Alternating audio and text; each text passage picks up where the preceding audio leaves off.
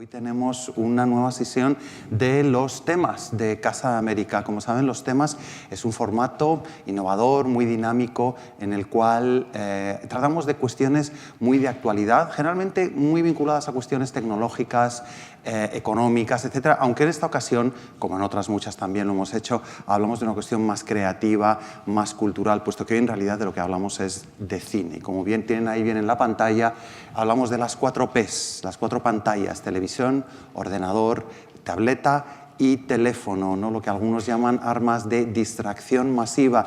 Y lo que queremos hablar hoy, lo que queremos analizar es cómo ha cambiado la forma de hacer cine por culpa o con motivo de estos nuevos medios de verlo, y cómo ha cambiado también la experiencia, ¿no? La experiencia estética, incluso filosófica, de cómo vemos el cine, cómo percibimos el cine. En el debate, en el formato de los temas de Casa de América, siempre invitamos a 3 personalidades expertas de ambos lados del Atlántico, cada uno. Siempre de ambos lados del Atlántico, puesto que esa es la Casa de América. Tenemos participantes españoles y participantes de América, del continente americano. Y en este caso, como les decía, van a hacer cada uno de las 3 personas que hemos invitado una presentación de 20 minutos cada uno. Al final de ellas habrá un pequeño debate en el cual yo me sentaré con ellos y moderaré una serie de preguntas que ustedes podrán formular. Normalmente les dejamos un pequeño cartón en los asientos para que puedan hacer las preguntas. Pero como somos pocos, yo creo que podemos hacer las preguntas a mano alzada una vez terminada la sesión. Así que ustedes nos hacen las preguntas y yo moderaré el debate. Pero paso ya a informarles de las 3 personas que hemos invitado, pues que al fin y al cabo son los grandes protagonistas, y les quiero dar las gracias a los 3 por estar hoy aquí. Por orden de intervención vamos a tener en primer lugar a Nuria Vidal, crítico de cine, que ejerce la crítica cinematográfica desde 1984, es autora de más de 30 libros sobre cine y cinematografía, entre ellos el muy conocido libro El cine de Pedro Almodóvar, que fue el primero que se escribió sobre nuestro director. Ella ha tenido responsabilidad en un montón de festivales de cine en numerosas capacidades y ha sido durante más de 10 años profesora de la Escuela Superior de Cine y Audiovisuales de Cataluña, y en el año 2016 recibió el Premio de Comunicación Alfonso Sánchez de la Academia Española de Cine y el Premio Simón de Beauvoir de la muestra de cine dirigida por mujeres de Bilbao. Ella será, como digo, nuestra primera ponente y hablará de aprender a leer de nuevo Las nuevas ventanas, una nueva escritura. Después de ella hablará Pavel Giroud, que es un guionista y director cubano de cine. Fue director de una de las 3 historias que componen la película 3x2, que se alzó con el Cenit de Plata, la mejor ópera prima del Festival de Montreal en 2003. Su primer largometraje en solitario en el año 2006, que estuvo nominado al premio Goya, se llama La edad de la peseta, y ha seguido dirigiendo numerosas películas, largometrajes. Está trabajando en la actualidad en su próximo largometraje y su presentación se titulará El tamaño importa. Y finalmente nos acompaña Marcelo Piñeiro, argentino también, cineasta, que fue productor ejecutivo de una película que ganó el Oscar a la mejor película extranjera, La historia oficial, en 1985, y después se pasó a la dirección. Ha dirigido Tango feroz, Caballos salvajes y más recientemente Las viudas de los jueves o Ismael. Ha obtenido decenas de premios en festivales como San Sebastián, en Sundance, el Festival de Roma, etc. Ha ganado 3 premios Goya y también, al igual que Pavel Giroud, está preparando su próximo largometraje. Y nos va a hablar de Cómo ver Il Gattopardo, en referencia a la película histórica de Luchino Visconti. Y le doy la palabra ya a Nuria Vidal. Muchísimas gracias a todos por venir en esta tarde soleada.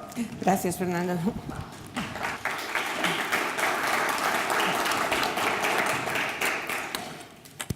Bueno, buenas tardes, gracias a todos por estar aquí, desde luego, en esta tarde.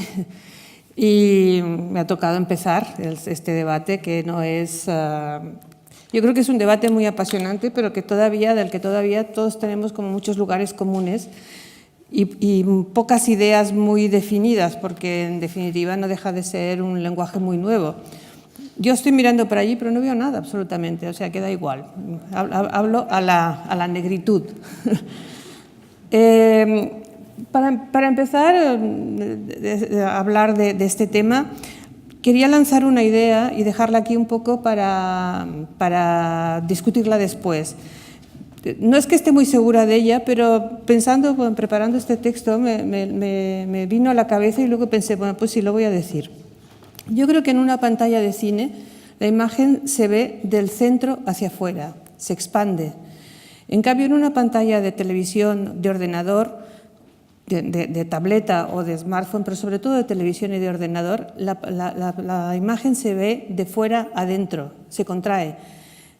Esto, que parece una tontería, pero yo creo que esto condiciona cómo vemos el cine, cómo lo vemos el cine en una pantalla, cómo lo vemos el cine en un ordenador. Tenemos que aprender a mirar, por eso yo decía lo de aprender a mirar otra vez, tenemos que aprender a mirar otra vez de fuera hacia adentro en lugar de dentro hacia afuera, que es como siempre hemos visto el cine. No sé si es verdad o no, y lo dejo aquí para que lo discutamos después, ¿no? Simplemente creo que esto nos obliga a mirar la pantalla de otra manera, a aprender a mirar la pantalla de otra manera. Por eso pienso que el cine que se hace directamente para las pantallas pequeñas tiene que ser distinto. No, es algo que podemos discutir porque no todos los directores de cine están de acuerdo en que sea distinto, pero yo creo que sí, que tiene que ser distinto, porque si tú piensas que tu película se va a ver desde una sala de cine enorme hasta una sala una pantalla así de pequeñita, tienes que tener en cuenta una serie de cosas que se van a perder no puedes ignorar que el público potencial de ese producto lo va a ver casi siempre en una pantalla pequeñita. Hay cosas como la profundidad de campo, por ejemplo, que se pierde normalmente. Entonces ya no trabajes la profundidad de campo. O los planos secuencias en silencio, que son tan hermosos en el cine, en una pantalla pequeña cuestan mucho de aguantar. Yo creo que esto obliga a que todos los creadores y también los consumidores, y entre los consumidores los críticos, nos planteemos el cine de otra manera, empecemos a mirarlo de otra manera. Luego hay otra cosa que también me parece importante, que es que en el cine en pantalla grande, la narración es fundamental. La narración, el guión, es la esencia del cine, si podemos decirlo así. Pero tiene muchos más soportes. Tiene el sonido, tiene la fotografía, tiene la música, tiene muchos más soportes. En la televisión, durante muchísimos años, se ha nutrido exclusivamente de narración. Si recordáis las series de televisión española, casi todas pasaban en 2 o 3 decorados con los personajes que hablaban y se movían por ahí. Las series americanas, que son las que marcaban un poco la tónica para la televisión, se concebían en bloques de 15 minutos porque había que pensar en los anuncios.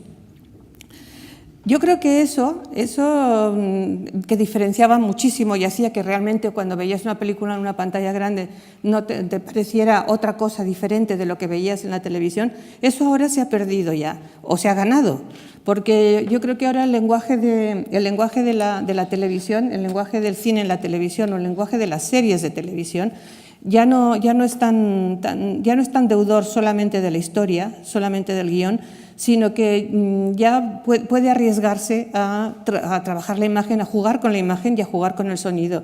Si pensamos en una serie como True Detectives o como el primer Twin Peaks, que ya tiene 20 años el primer Twin Peaks, son series donde realmente hay una experimentación visual también.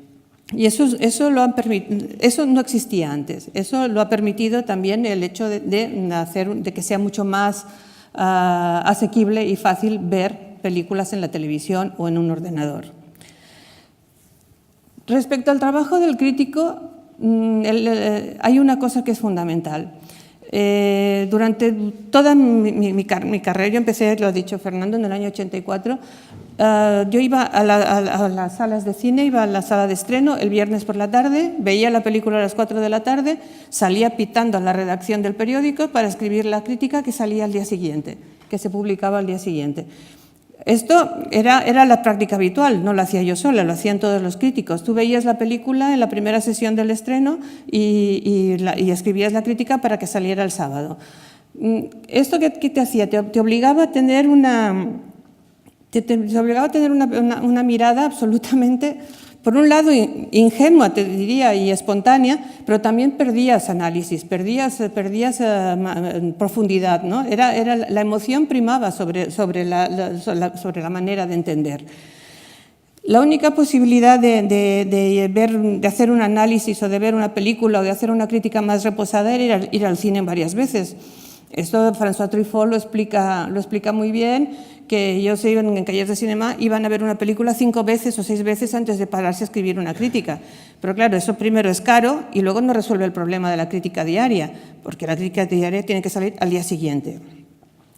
La llegada del cine a la televisión sí que permitió, que facilitó mucho la vida del crítico. La facilitó de muchas maneras porque se podían estudiar, sobre todo la llegada del vídeo y del DVD, pero siempre a posteriori, porque las ediciones en vídeo o en DVD eran siempre a posteriori, nunca eran previas a la proyección, eran siempre después. Por lo tanto, se podían hacer estudios, se podían analizar, se podían hacer estudios de directores como mucho más profundos y más serios, pero no resolvía el problema de la crítica diaria. Eso se empezó a resolver con la aparición del ordenador y sobre todo con la generalización de enviar links privados para ver películas. A ver, los links privados solucionan muchas cosas, son estupendos y te ayudan mucho. Primero, porque puedes ver la película varias veces. Segundo, porque la puedes ver con calma, la puedes ver con tiempo para razonar una crítica antes de escribirla. Pero también tienen sus inconvenientes, porque claro, las productoras, las distribuidoras que te las mandan siempre con una mosca o con una marca de agua o con un timecode que te dificulta. Pero bueno, ahí está también el trabajo de aprendizaje, ahí está también el trabajo de aprender a ver una película con un timecode debajo y que no te estorbe. Yo creo que eso ha sido una de las cosas positivas de las nuevas tecnologías o de las nuevas pantallas. Pero claro, se han perdido muchas cosas también, ¿no? Se ha perdido grandiosidad, espectacularidad, se ha perdido envoltura, se ha perdido el sonido, sobre todo. Yo creo que la visión de una película o de una serie en una pantalla pequeña pierde interés, pierde sonido, se diluye el sonido.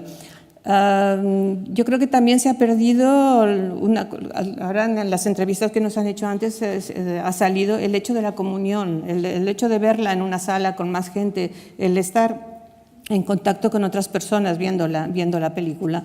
Eso se ha perdido. El cine, de hecho, ha dejado de ser una experiencia colectiva para pasar a ser una experiencia individual. Luego hay otra cosa que se ha perdido, que también me parece, se escapa un poco del tema, pero me parece importante, que es el hecho de la huella. El cine en 35 milímetros dejaba huella, dejaba un negativo. Se podía estropear, porque el celuloide se estropeaba, pero dejaba una huella. En cambio, el cine digital se pierde, se volatiliza, está en esa especie de nube que todos hablamos de la nube, pero nadie sabemos dónde está, ni lo que hay en ella. Y además hay una cosa muy, muy peligrosa, que se puede manipular. No es que antes no se pudiera manipular, el cine se podía manipular siempre, pero es que ahora es muy fácil manipular, ahora es muy fácil alterar y convertir a uno bueno en malo, o convertir una película de blanco y negro en color, o cambiar algo. Le puede hacer cualquiera, además, en realidad. Esto me parece un poco peligroso y que todavía no se controla bien, en todo caso. Y me asusta un poco, todo hay que decirlo, la capacidad de manipular, porque también me obliga a muchas veces pensar, ¿esto que me están enseñando es de verdad o no es verdad? ¿Es lo que ha hecho el director o no es lo que ha hecho el director? A veces me lo pregunto, lo dejo también aquí como apunte, ¿no? Lo que se ha ganado, no solo la crítica, sino todo el mundo, es la facilidad de ver las películas cuando quieres, donde quieres y como quieres. En ese sentido, yo creo que el cine ha pasado a ser como lo que son los libros. Tú lees un libro donde quieres, cuando quieres y con quien quieres y como quieres. Y yo creo que ahora el cine se consume como consumimos los libros, o consumíamos, porque ya no sé si hablar en pasado. Yo he venido esta mañana en el tren de Barcelona y por lo menos en mi vagón había por lo menos 10 personas viendo algo en un ordenador. O en una tablet, para ser exactos, más en una tablet que en un ordenador. 10 personas viendo imágenes, viendo cine, viendo algo, y luego ya 2 leyendo. Esa es un poco, la proporción era un poco desproporcionada, pero bueno, es que es cierto, el cine ya no se consume como antes, que era ir al cine a las 4 de la tarde, ir al cine a las 10 de la noche, ir al cine, no, ahora tú lo ves y lo usas como usas un libro. Y eso, yo creo que eso también tiene que hacer pensar a los creadores cómo construir sus películas, porque las películas se ven fraccionadas, se ven a trozos, se ven un rato aquí, otro rato allí. ¿Cómo haces con un libro? Tú no lees un libro entero desde principio a fin, tú lees un capítulo hoy y mañana otro. Yo creo que eso también tiene que hacer que los creadores, y hablando desde el punto de vista de la crítica, los críticos aprendamos también a mirar estas películas de esa otra manera fragmentada, ¿no? Hay una de las grandes ventajas que me parece, no sé quién, alguien lo ha apuntado en las entrevistas que nos han hecho, una de las grandes ventajas de las plataformas online, y no solo para la crítica, pero también para la crítica, es el acceso a muchas películas que de otra manera no llegarían, no nos llegarían nunca. Hay mucho cine que se puede ver. Yo en ese sentido creo que YouTube es la gran enciclopedia del mundo audiovisual contemporáneo. Hay un montón de cosas que puedes ver y que jamás se te hubieran ocurrido verlas. Puedes revisar la obra de mucha gente porque está en las plataformas, está a tu alcance, y además suele estar en versión original y, si tienes suerte, en copias relativamente buenas. Yo creo que eso es una de las grandes ventajas de las nuevas plataformas, la posibilidad que ha dado de acceso a cines de otras nacionalidades, a cines de otros sitios, a cines periféricos o a cines experimentales. Pero entonces me pregunto, ¿y para qué sirve la crítica en todo esto? Porque la gente consume normalmente, no necesita a nadie, pero yo creo que sí, yo creo que la crítica es más necesaria que nunca. Siempre la crítica ha tenido una función importantísima, que es la de desbrozar o balizar, guiar de alguna manera. Tú luego escoges tu guía y unos te gustan y otros no te gustan. En el momento actual, en el que hay un término que me gusta mucho que se llama obesidad informativa, en la obesidad informativa en la que se vive, de la cantidad de información que hay, la cantidad de material que llega, la cantidad de material que se nos ofrece, alguien tiene que intentar trazar un camino. Luego tú lo sigues o no lo sigues, pero alguien tiene que tratar de abrirte un camino o de guiarte por un camino.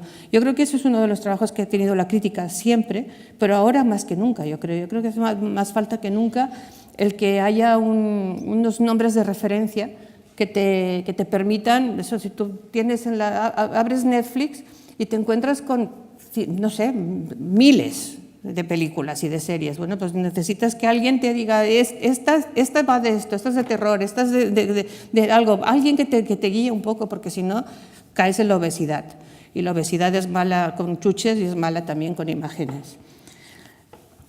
Hay una cosa que quería apuntar antes de acabar, que es que yo he trabajado en muchos festivales, y trabajar en un festival hacer la programación de un festival o de una sala como esta, aquí lo pueden decir también los que montan o trabajan en esta sala, es un trabajo, te obliga a ver muchas películas. Cuando yo trabajaba en el Festival de San Sebastián, para escoger las películas teníamos que ir a las ciudades, a Múnich, a Ámsterdam, a Hong Kong, a donde fuera, a ver las películas. Era caro, era cansado, había que hacer viajes, las veías en malas condiciones. Eso cambió radicalmente con la llegada de todo esto. Cambió radicalmente porque te pueden mandar los links, los enlaces, la manera de verlo, y lo puedes seguir viendo también con los otros miembros del comité, con los otros miembros de selección, o lo puedes ver tú solo y hacer tu informe y luego compartirlo. Yo creo que eso ha sido uno de los grandes avances de estas plataformas a nivel profesional, digo a nivel profesional porque casi todos los que se dedican a seleccionar para festivales son críticos de cine también. Entonces, a nivel profesional, yo quería apuntar este este dato que me parece bueno, que a veces solo se piensa en el consumidor, es decir, en todos nosotros, pero que también es una herramienta de trabajo muy útil. Y ya para acabar, simplemente decir, lo he dicho antes en la entrevista y lo repito ahora, que yo estoy a favor completamente de las 4 pantallas, de su expansión, de que se vean que se usen lo mejor y lo más posible, y que en realidad no estoy a favor de las 4 pantallas, sino de las 5 pantallas. La sala de cine, la tele, el ordenador, la tablet y el smartphone. Gracias.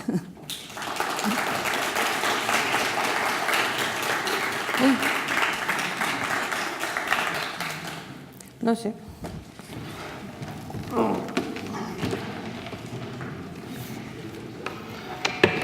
Bueno, como ven, yo estoy a favor al menos de una y la estoy preparando.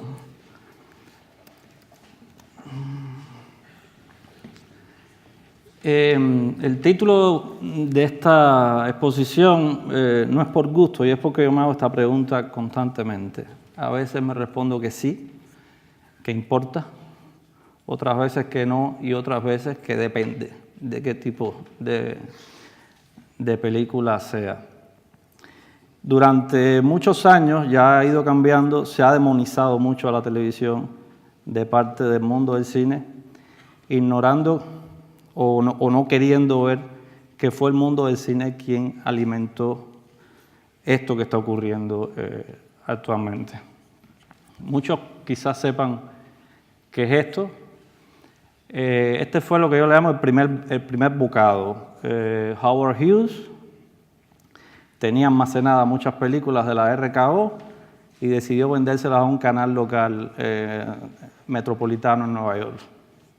Eso fue un exitazo, y entonces todos los productores, viendo que tenían almacenado películas, no tenían nada que hacer con ellas, se las empezaron a vender a este canal, que fue el canal que empezó a comprar estas películas.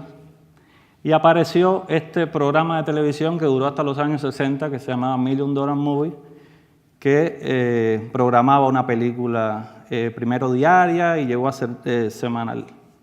Lo que ocurrió fue que todas las productoras, por ejemplo, si la semana que viene se estrenaba una película con James Stewart, pues agarraban una película vieja de James Stewart, la ponían en $1 Million Movie y servía también un poco como promoción. A partir de ahí empezaron a estrenar películas y a hacer producciones directamente para la televisión, y empezó a aparecer esto. Lo traje en inglés porque lo busqué en español y no lo encontré. O sea, esta película ha sido modificada para su proyección en la televisión. Es decir, cada vez ese monstruo que comenzó siendo un aparatico así, cuadradito, pequeñito, se iba apoderando del mundo del cine, y no solo se iba apoderando del mundo del cine, sino que lo iba transformando. Estos son los formatos en que habitualmente se filma. El 1.33 es el que más se parece a la televisión. El 1.85, en el que yo he hecho prácticamente todas mis películas. El 2.35, que es, el que cubre de pared a pared una sala de cine. Mi primera película yo la rodé hace 10 años en 35 milímetros. Yo soy de la generación de la transición. O sea, pasé del celuloide. Tuve la suerte de hacer mi primera película en celuloide, y luego ya caí en el mundo digital como todos. Yo vivía ilusionado de ver mi película en la Cinemateca de Cuba, que en ese momento era la sala más importante del país, donde más calidad de proyección había. Y así fue, vi mi película en una proyección excelente, se veía maravillosamente bien y quedé muy complacido. Este era el formato de mi película. En mi película aparecían muchos encuadres como este, con personajes a un borde. Había muchos planos así simétricos, como este. Sillas, personajes, y muchos elementos a borde de pantalla. Cuando yo vi mi película en la televisión por primera vez, me encontré esto. Y eso fue una frustración tremenda. Además de que dejé de ver elementos, además de esto que se tragaba la pantalla, dejé de ver muchos elementos que aparecían en planos generales y cosas por el estilo. Esa fue mi primera gran frustración con la pequeña pantalla. Luego viene mi segunda película, que empezaba con un plano así, empezaba todo negro, empezaba a caer nieve, sonaba música de Mahler y se oía la voz en off del personaje protagonista, hablando sobre el envejecimiento, lo que estaba padeciendo. Era bastante largo, pero en una sala de cine se soportaba bien. Cuando vine a España, casualmente estaban pasando, en un viaje que hice a España, estaban pasando mi película en la televisión. Y cuando empieza la película, me encuentro esto,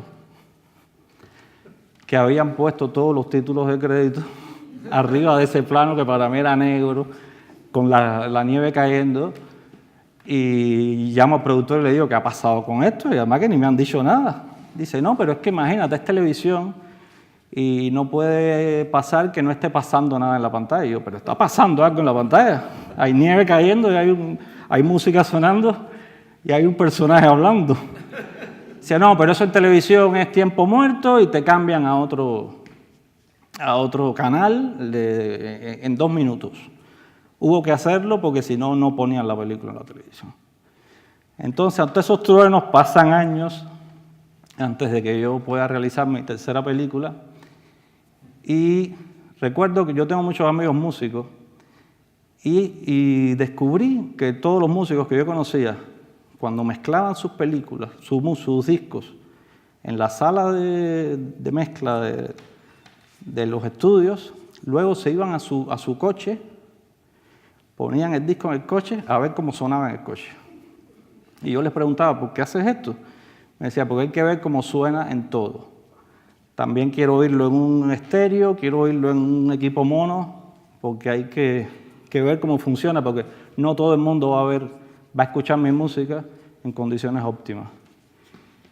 Y yo siento que ese fue el detonante para que en mi tercera película yo me planteara ver cómo se iba a ver mi película en cada uno de los formatos. Y fue una película que pensé así. Y fue una película que yo miraba mi encuadre en la tablet y en mi teléfono. Y me la planteé de esa manera, pensando a través y a consecuencia de otras frustraciones, como fueron que mi película en salas se vieran muy poco y fueran directo o sea, se ponían lo típico, 2 semanas en salas, en 2 salitas y la quito y al cajón.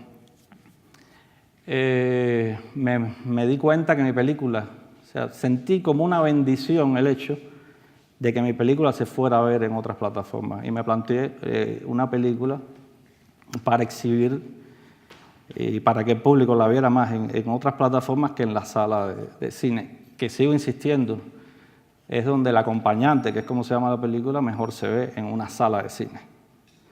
Pero no descarté, no quise que me pasaran estas cosas una vez más. Esto lo recibí hace unos días, bueno, el 8 de junio. Un amigo me dijo, Pavel, estoy mirando tu película en HBO, en mi cuenta de Facebook, me lo puso así. Porque además han cambiado la manera en que uno interactúa con la audiencia. Antes tú leías una cifra fría en el periódico, a tu película fueron 1000 espectadores, recaudó tanto y ya está. Hoy día te dicen que aman tu película, que la odian, que mala película, que bueno este actor, que malo es el otro, al momento que le están viendo. Tengo este otro ejemplo.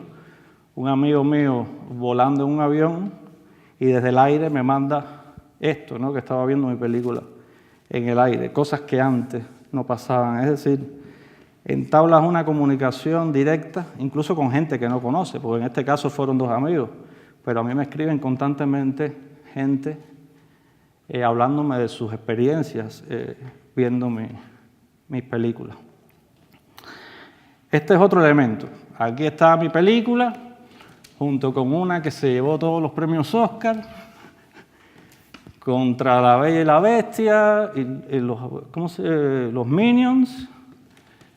O sea, películas que en un avión o en cualquier plataforma tienen más potencialidad de verse que la mía. ¿qué tengo que ganar yo aquí? Que cuando un espectador vaya a ver mi película, a los 3 minutos no se aburra. Ya estoy pensando como aquellas personas que me quitaron, que me pusieron los créditos encima de mi plan. Ya estoy pensando un poco como ellos.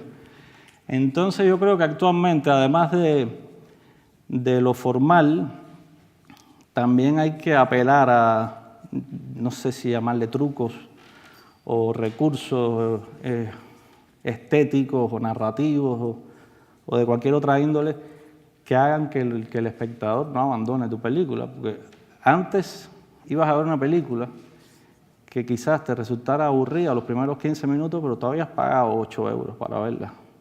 Entonces te pensabas mucho y ya tenías una Coca-Cola que te había costado tanto y unas palomitas que te la habían clavado también con las palomitas. Entonces te lo pensabas para salir de una sala de cine. Hoy es tan fácil como que esta película empieza, lleva 2 minutos, 3 minutos, me aburre, la paro y paso a la otra. Así de simple. O sea que hay que replantearse también recursos para, aún haciendo tu película, aún siendo fiel a tu poética, lograr que el espectador se mantenga atento a tu película. Ya esto es personal. O sea, yo soy cubano, mi público natural es el público cubano, pero ocurre que Cuba es un país analógico en la era digital. O sea, en Cuba no existe Netflix, no existe HBO, no existe ninguna otra manera que la gente pueda ver mi película que no sea en la sala de cine o a través de determinadas peripecias piratas que existen para hacerse de ellas. Hay una cosa que se llama el paquete, que es un hombre con una mochila que va con un disco duro de casa en casa y te descarga 1 tera semanal de contenido. Le pagas, es muy barato además, pagas 2 euros por ese tera de contenido y ahí hay cualquier cosa, telenovelas mexicanas, programas de noticias, partidos de fútbol, y ahí está tu película.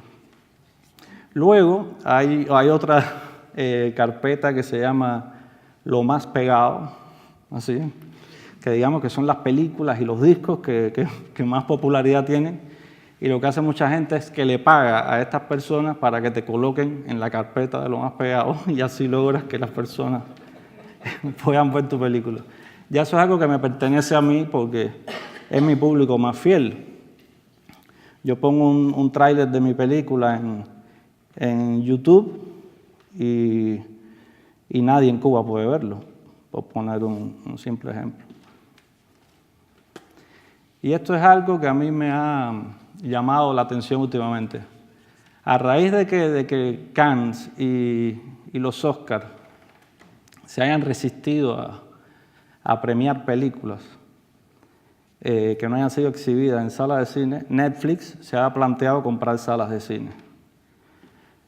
La parte positiva que yo le veo a eso, yo oí a Nuria ahorita hablar allá adentro en una entrevista y decía que ella creía que tanto uno como otro debían asumir ya los nuevos tiempos y acoger a esas películas y premiarlas.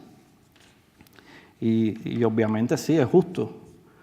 Lo que ocurre es que teniendo al menos esos 2 frentes abiertos en que exigen eso, la sala de cine permanecerá viva, creo que un poco más de tiempo.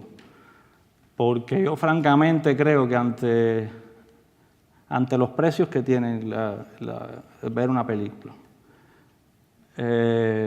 ante lo cómodo que es estar en casa, ante el hecho de que ya el televisor no es aquel cuadradito que le dieron la primera cucharada, que era de este tamaño, se veía mal y se oía mal.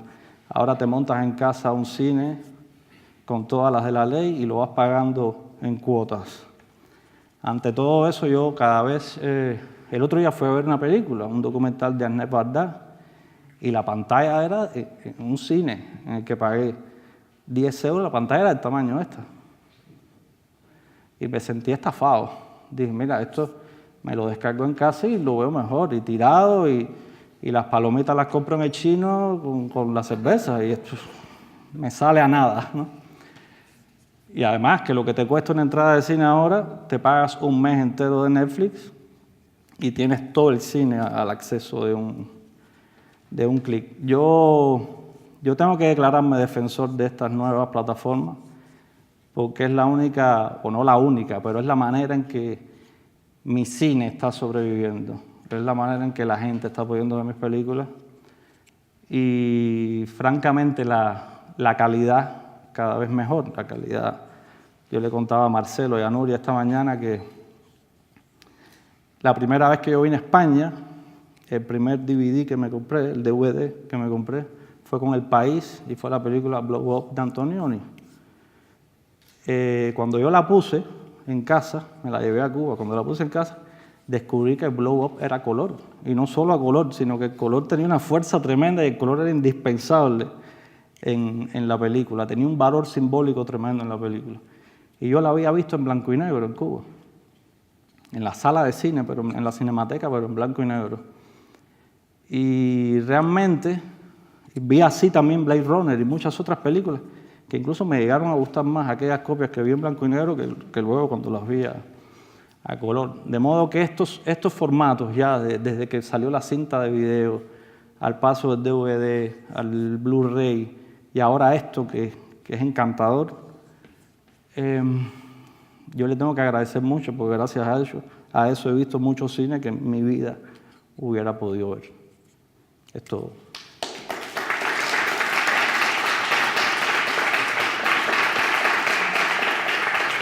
Gracias.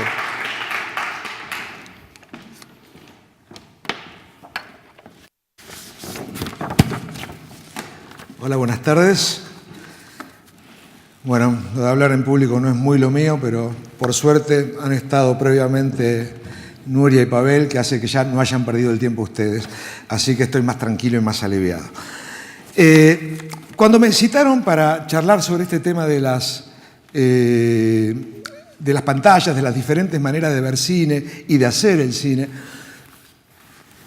obviamente di por supuesto que esperaban que hablara un poco en cuanto director de cine, en cuanto realizador, de la propia experiencia, de qué pasa con las propias películas vistas de diferentes maneras, etc. Y lo que me di cuenta, que no iba a tener manera de ser objetivo con respecto a cómo se ve lo que hago y que iba a ser más quizás una expresión de deseos y frustraciones que no iban a ser muy interesantes. Entonces, me planteé en realidad que por ahí la mejor manera de plantearse ante las diferentes pantallas es como espectador, que en definitiva es lo que he sido primero y lo que seguiré siendo siempre, y una de las cosas en las que encuentro más placer, que es viendo películas. Y en ese punto dije, no, quizás lo mejor sea partir de una película indiscutible, una película como El Gato Pardo, que es indiscutiblemente una de las grandes obras de la historia del cine, y aparte que es una película enorme, concebida por Visconti para ser exhibida en grandes salas, con grandes pantallas, en copias 70 milímetros, aparte con un proceso de las 3 capas de color que tenía Technicolor hace muchos años, que creo que se dejó de usar a mitad de los 60, eso, pero que en tiempos, digamos, no quiero ser técnico para no aburrir, pero en tiempos en que la dosificación color era sobre la totalidad del plano, porque era óptica, era una manera bastante más parecida a lo que es hoy digitalmente la dosificación color, que se puede ir sobre zonas específicas del plano, no necesariamente sobre la totalidad. La totalidad quiere decir más rojo, más verde, más azul, sobre todo el cuadro y no sobre eso. Estas 3 capas permitían, la verdad, un tratamiento mucho más ajustado del color en cuanto al deseo del director, del fotógrafo, etc. Esto no era un capricho de Visconti, era para realzar realmente una fotografía que todavía hoy, a más de 50 años de realizada, sigue maravillando por su maestría, pero también una dirección de arte y un vestuario excepcionales. Ahora, la verdad que muy poca gente vio la película en estas condiciones. Para la distribución internacional se le cortaron 35 minutos a lo que hoy se considera que es la duración oficial del Gato Pardo, que es una duración de 186 minutos. Internacionalmente la película se distribuyó en 151 minutos. Hay otras duraciones, porque de pronto en Cannes, que ganó la Palma de Oro, se exhibió con 9 minutos más, o sea, con 195 minutos. Pero la premiere en Italia fue con 19 minutos más, o sea, con 205 minutos.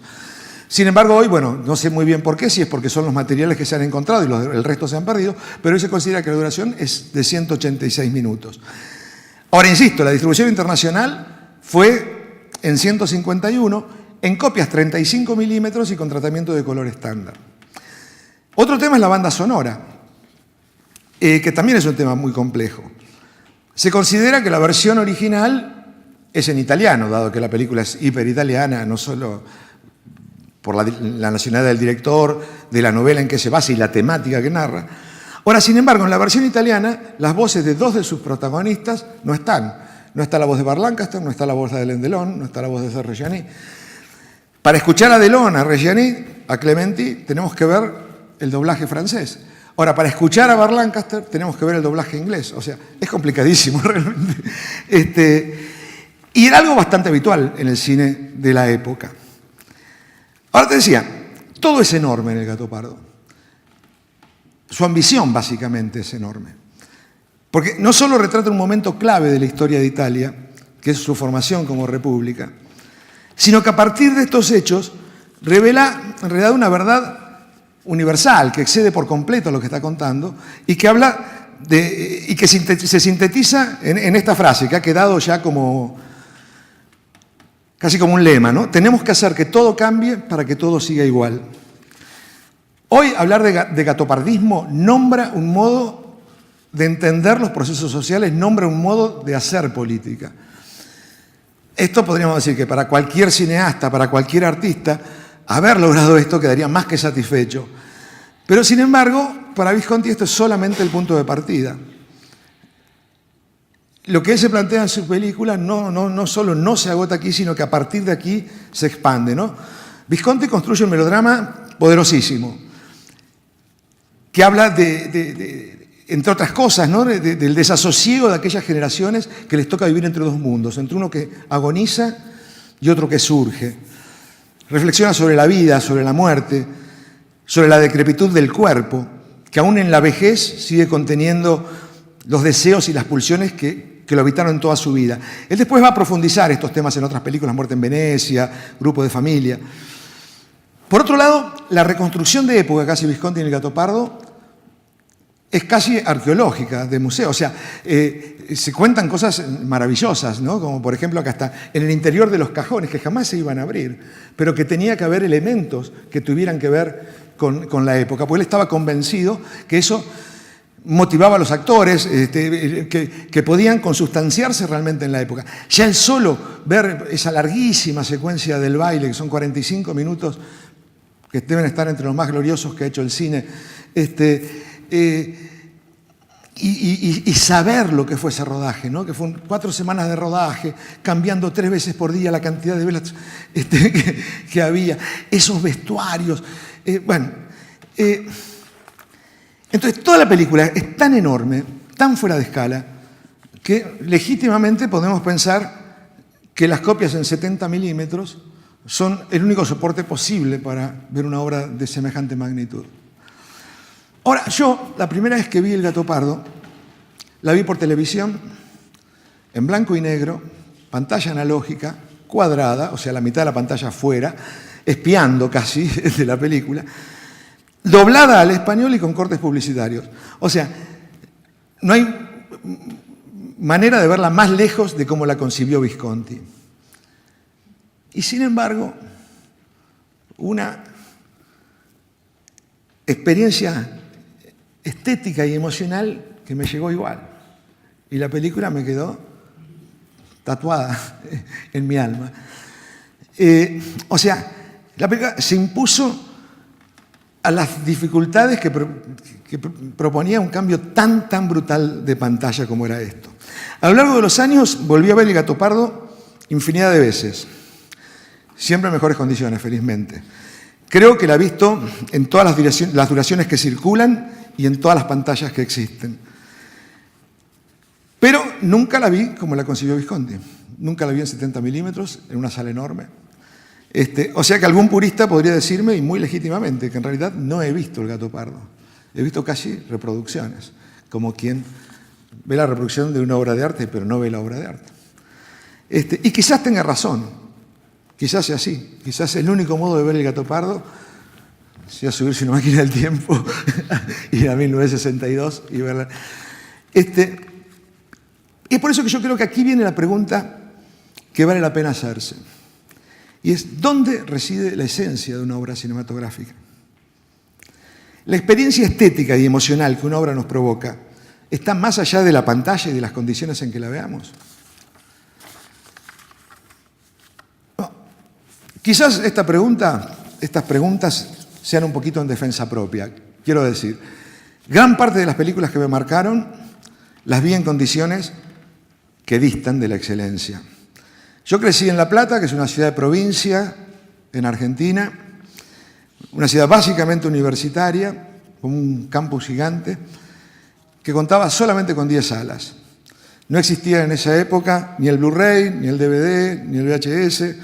Aparte de en las salas, las películas solamente se podían ver por televisión, que era blanco y negro y analógica, y que sí contaba en aquel momento en Argentina con algunos ciclos que eran muy buenos de cine, donde sí pude ver por primera vez casi toda la Nouvelle Vague, el free cinema inglés, el neorrealismo italiano, etcétera, etcétera, y presentadas y puestas en contexto por quien años más tarde sería mi profesor de Historia del Cine, que es alguien que adoro, está realmente en mi historia personal.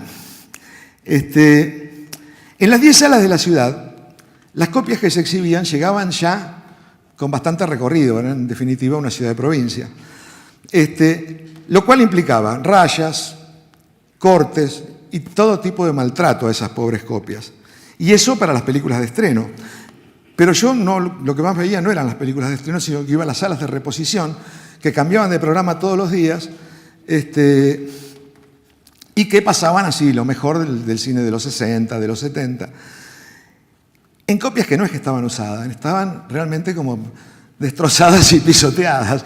O sea, se veía a través de las rayas, faltaban siempre secuencias, etcétera, etcétera. Y sin embargo, esas películas me abrían un mundo. Esas películas en esas condiciones pobres me abrían, la verdad, toda una cosa.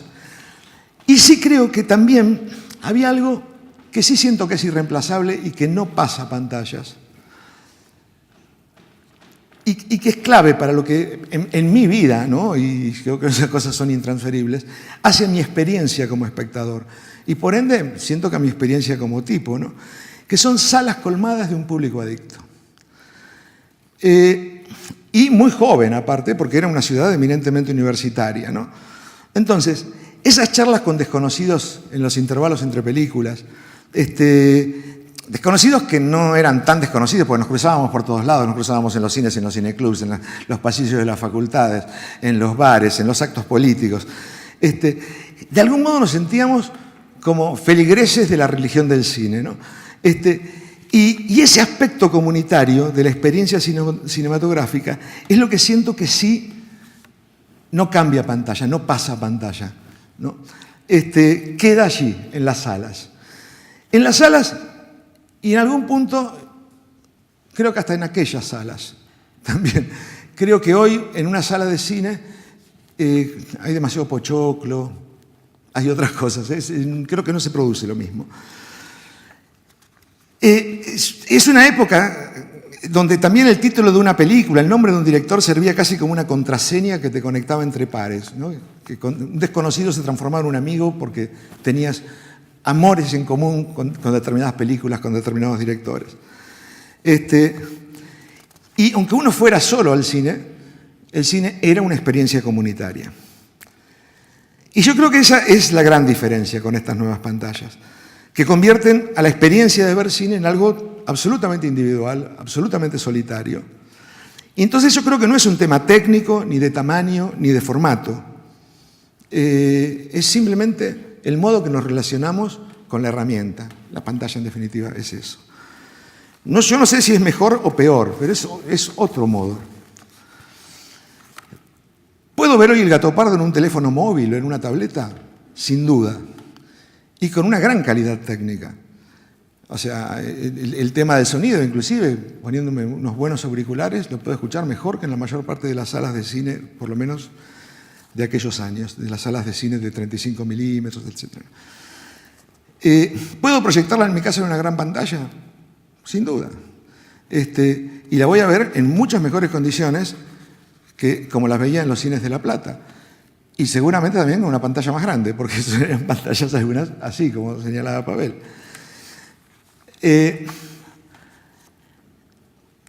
¿Logrará Visconti en el móvil, en la tableta o en la pantalla hogareña provocarme la misma emoción estética? Y yo apuesto que sí. Yo siento que esa emoción está en la obra y creo que es indestructible y que solo requiere del deseo del espectador de encontrarse con ella. ¿El acto solitario de ver cine es igual a aquella experiencia comunitaria? Y en un plano yo diría que sí. En aquel que tiene que ver con esa relación única e intransferible que se establece entre la obra y el que la recibe. Y en este sentido, cuanto menos ruido, menos interferencia, mejor será ese vínculo. Y en ese sentido, las mejoras tecnológicas creo que facilitan el acercamiento a una obra. Pero hay otro plano que sí me resulta indefinible, en el que siento que hay una pérdida que no sé medir, pero que sí creo que es importante, y es sentir que esa emoción estética que me está provocando la obra, en este momento que la estoy viendo, la están recibiendo otros simultáneamente conmigo. Y siento que sentirse que esta emoción estética te cubre, te invade, ¿no? te penetra, te atraviesa, y que eso se multiplica. Yo no sé definirlo, pero siento que es como una energía y que eso solo se produce en una sala de cine. No hay modo de que eso se produzca en otras pantallas. Cada cual verá qué peso le da a eso, ¿no? Yo como realizador nunca creí que las tecnologías, las nuevas o las viejas, fueran más que herramientas. Lo que me ha deslumbrado, de las películas que me han deslumbrado, nunca ha sido si la cámara era tal o si el sonido era cual, sino descubrir la mirada de alguien que me hace ver algo de un modo que no lo había visto. En definitiva, siento que lo que me emociona no son las tecnologías, sino lo humano, que sobrevive a las tecnologías, ¿no? Como realizador, siento que las herramientas son las que me permiten intentar capturar una verdad humana, una emoción humana. Y eso es lo que como realizador persigo. Las nuevas pantallas son también herramientas, no son ni más ni menos que eso. Cada pantalla en sí misma plantea un vínculo diferente con el que la opera. Quiero decir, o sea, no es lo mismo como uno se relaciona con un martillo que con un pincel. Y lo mismo pasa con las pantallas. Es diferente como uno se relaciona con un teléfono móvil que como en una pantalla enorme que pueda tener en la casa con un proyector. Te relacionas distinto. Pero ese modo particular que tiene cada una, estoy seguro que no es obstáculo para que se produzca lo que de verdad importa, que es ese vínculo entre la obra y el que la recibe. Esa emoción estética que buscamos provocar, en definitiva, los que hacemos películas. Y esto es todo. Muchas gracias.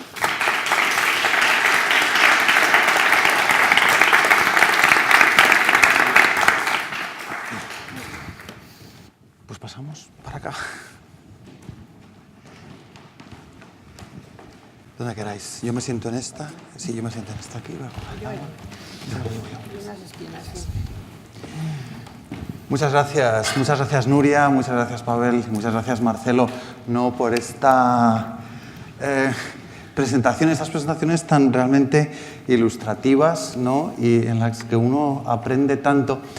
Hay una conclusión, yo creo que queda clara, y es que las 4 pantallas están aquí para quedarse, probablemente para multiplicarse en otras plataformas y otros formatos distintos, porque realmente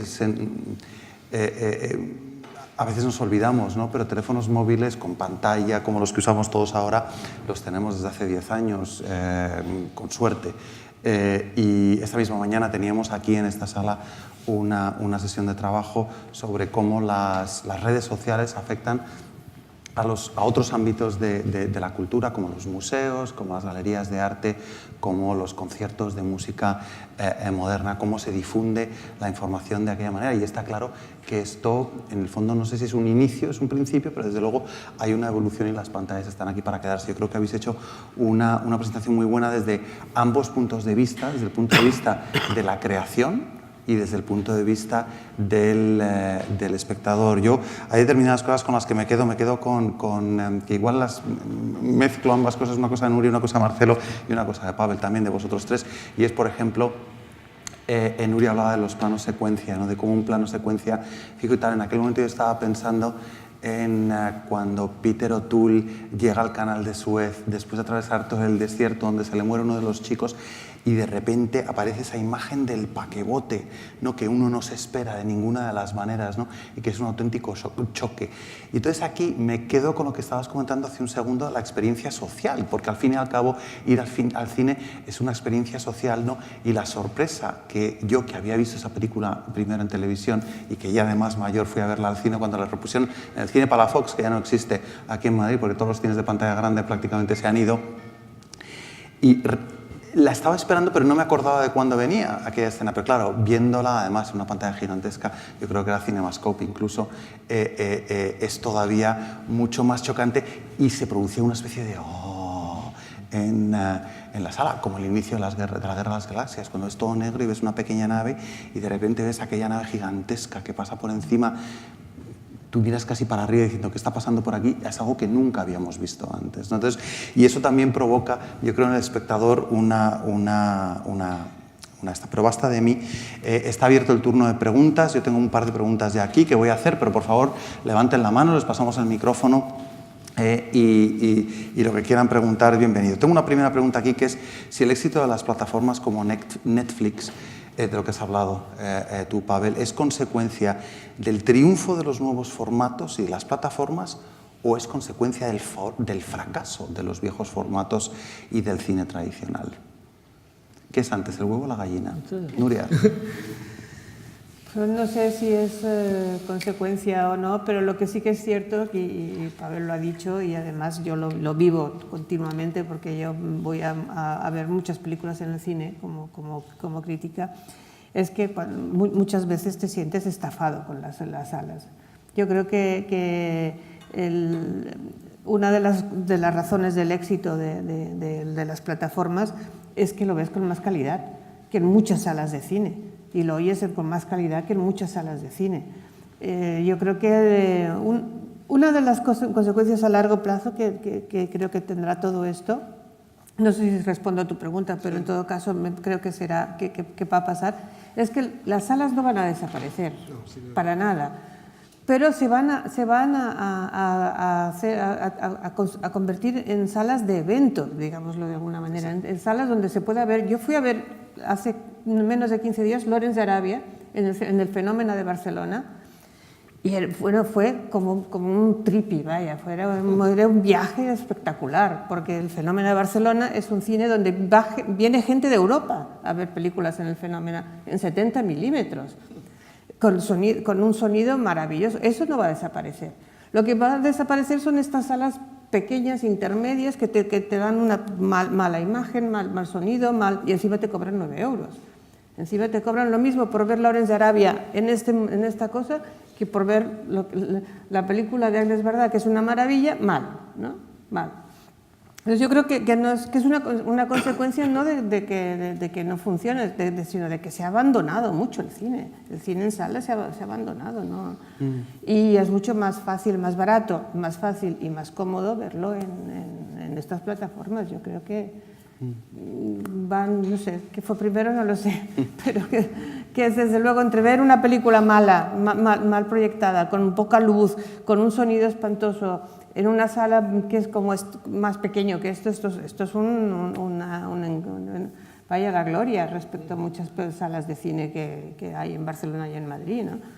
Pues Pues ya saben ustedes que la Sala Iberia de la Casa de América tiene una pantalla excelente y un sonido absolutamente extraordinario doy fe. a precios populares. Doy fe, Y doy los fe. lunes y los martes es gratuito con los estrenos especiales, etc. Así que ya saben dónde están. Por favor, adelante, vas a comentar. No, yo creo que de alguna manera coincido con Nuria, no creo que las salas de cine vayan a morir, pero sí creo que esta tendencia enorme a cada vez una mayor homogeneización de la programación, lo que va tendiendo es, no lamentablemente al maravilloso tipo de eventos que acaba de contar, como reponer Lawrence de Arabia en 70 milímetros, sino a más el cine parque de diversiones. Así, el evento de la semana o del mes de una película que no tiene otro fin en realidad que vender pochoclo junto con la entrada. Y sí, creo que en ese sentido las salas como espacio de la diversidad cultural, etcétera, etcétera, sí creo que van camino a morir y que las plataformas de alguna manera van reemplazando eso. Donde de pronto, yo creo que también el panorama de las plataformas es un panorama que se está ordenando, ¿no es cierto?, que recién está arrancando. Netflix ha tomado la delantera con mucha agresividad, pero no quiere decir que va a ser la única. Porque ya hoy, simultáneamente, tenemos otra clase de plataformas, desde una plataforma como Movie, que va a un cine muy radical de arte, o sea, quiero decir, a nichos, ¿no es cierto? O una plataforma como Filmin, más abarcativa, con mayor cantidad de títulos, pero donde hace eje también en el cine con mayor aspiración a ser un medio de expresión y no solo de entretenimiento, digamos, ¿no es cierto? Entonces, sí creo que las plataformas, por lo que... Por un lado hay una cuestión que es tecnológica, que inexorablemente se da, pero por otro lado, por lo que creo que son tan masivamente adoptadas por el público, es porque de alguna manera la pantalla de las salas de cine hay un público que lo están expulsando, que dejan de darle sitio. Y ese público no es que deja de existir, quiere seguir viendo cine, quiere seguir viendo ya sea series, etcétera, pero digamos, quiere seguir viendo una cosa que le dé que lo entretenga sin duda, pero que le dé una más. Y creo que eso ha ayudado mucho al avance de las plataformas. Yo creo que sí, como dicen ellos, el cine empezó como un espectáculo de feria y va camino a terminar un espectáculo de feria, va a volver a su esencia, a su origen. Y lo que ocurre, tú hablabas de causa-efecto, o sea, las tradiciones van satisfaciendo necesidades básicas. O sea, tú antes ibas, te comprabas tu disco, todos los melómanos se compraban sus discos, los oían en casa, y esa industria funcionaba más o menos, se vendían más discos cuando no había crisis, menos discos cuando había crisis, pero era un mercado que se mantenía más o menos así hasta que irrumpe Steve Jobs con esta nueva manera de venderte la música, que es que te compras un tema del disco, el que te gusta te lo compras por 99 centavos y cosas por el estilo. Y te lo descargas directo a tu... Entonces ahí fueron desapareciendo formatos. Ocurrió lo mismo con el cine, ¿no? O sea, hay tradiciones que van satisfaciendo necesidades básicas y luego llega algo que te genera nuevas necesidades. Entonces estás ya, para mucha gente es mucho más cómodo estar en su casa tirado, enciende el televisor y si no te gusta la película, a los 5 minutos cambia para otra y si no te gusta esa, cambias a otra y durante un mes pagas lo que pagarías por ver una película en una sesión. Y eso es imbatible, claro. No, una de las cuestiones, los que trabajamos en gestión cultural y en centros culturales, como pueda ser esto, pues siempre tenemos una pequeña, no obsesión, pero sí intentamos mucho el atraer a un público más joven. Y una cosa que uno se da cuenta es que, del mismo modo que cuando uno va al teatro o a la ópera, o al concierto de música clásica, el público, bueno, es de cierta edad, es algo que está ocurriendo en el cine también. Entonces, yo creo que no hay tanta gente joven que vaya al cine ahora, ¿no? Y que es un esfuerzo. Y yo creo que esto, no sé si es causa o efecto, de nuevo, las 4 pantallas tienen mucho que ver, porque mucha gente joven lo ven directamente en estas plataformas. Yo no sé si hay más preguntas en el público, si alguien tiene algo que hacer. Sí, ahí al fondo y está el... Antes de Sí, sí, solo un segundín. una cosa. La gente joven no va al cine, pero la gente joven se reúne para ver cosas en juntos. Eso es verdad, sí. Esto que hablábamos de compartir, de estar, no van al cine porque es muy caro y porque no les da lo que ellos piden, pero sí que se reúnen para ver una serie o para ver una película o para ver algo. Yo creo que es posible que hoy se vea más cine que nunca. Sí. Lo que pasa es que por ahí no se ve en las salas, se ve de otras maneras. Pero, y sí lo que tenía el cine en las salas, que de algún modo daba un ordenador, digamos, en el sentido de, bueno, se están exhibiendo tales, se han estrenado tales, quedan tales clásicos, etc.